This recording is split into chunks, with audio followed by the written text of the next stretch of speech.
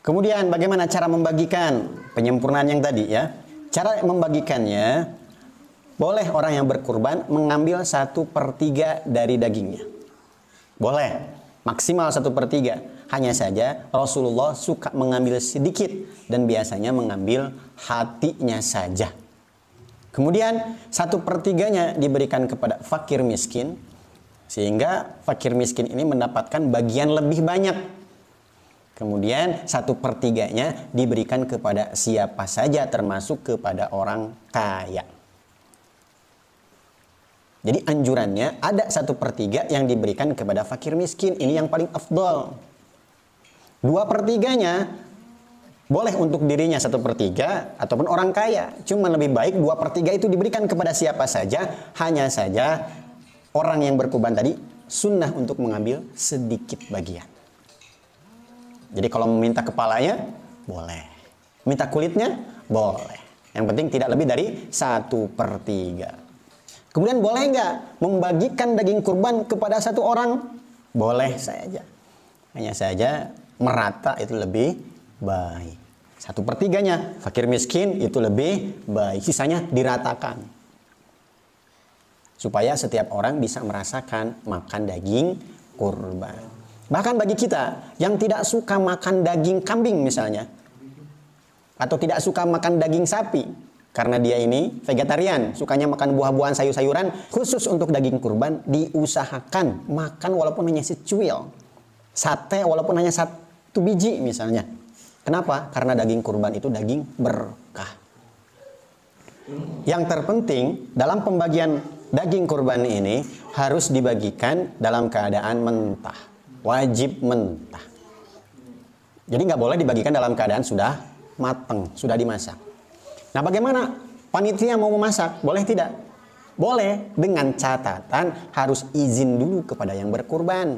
Atau mungkin di antara panitianya ada yang berkurban, maka dia ambil bagian dia yang tadi maksimal 1/3, ambil bagian dia, kemudian dimasak, dimakan bareng-bareng, boleh.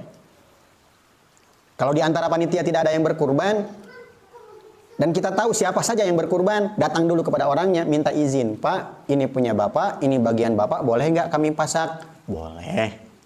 Maka boleh kalau diperbolehkan oleh yang berkurban. Jadi jangan sembarangan. Belum izin kepada yang berkurban, panitia langsung memasak, langsung dimakan bareng-bareng. Nggak boleh. Karena belum dibagikan. Meminta izin kepada yang berkurban berarti sama dengan memberitahu bahwa ini bagian Bapak mau kami pasak, begitu. Ya. Boleh nggak dibagikan ke daerah lain? Boleh saja.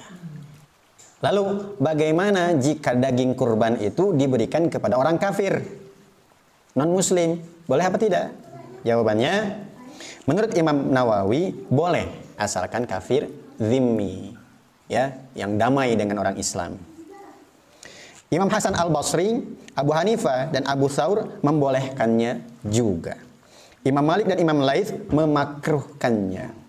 Namun jika dimasak dulu, dimasak oleh Rio, dimasak oleh Mang Herdi, dimasak oleh orang-orang Islam, kemudian makan bareng-bareng orang kafir, itu ulama sepakat boleh. Ini pembagian mentah yang dirinci tadi. Sedangkan menurut madhab Syafi'i dan Hanbali, boleh-boleh saja selama itu kurban sunnah. Bukan kurban wajib atau kurban nazar. Mahfum ikhwan? Kemudian bagaimana dengan plastik untuk membagikannya? Ini dananya dari siapa? Harus dari yang berkurban. Tidak boleh diambil dari kas masjid. Kenapa? Karena kurban itu ibadah individu, ibadah perorangan. Tidak ada hubungannya dengan masjid. Maka tidak boleh. Termasuk biaya pembuatan tenda, membeli plastik, membeli kopi untuk panitia. Nggak boleh mengambil dari dana masjid atau kas masjid, harus dari orang yang berkurban. Makanya orang yang berkurban kalau ingin pahalanya sempurna kurbannya, selain dia menitipkan hewan kurban untuk disembelih, untuk diurus, dia pun menambah biaya 100.000 atau 200.000.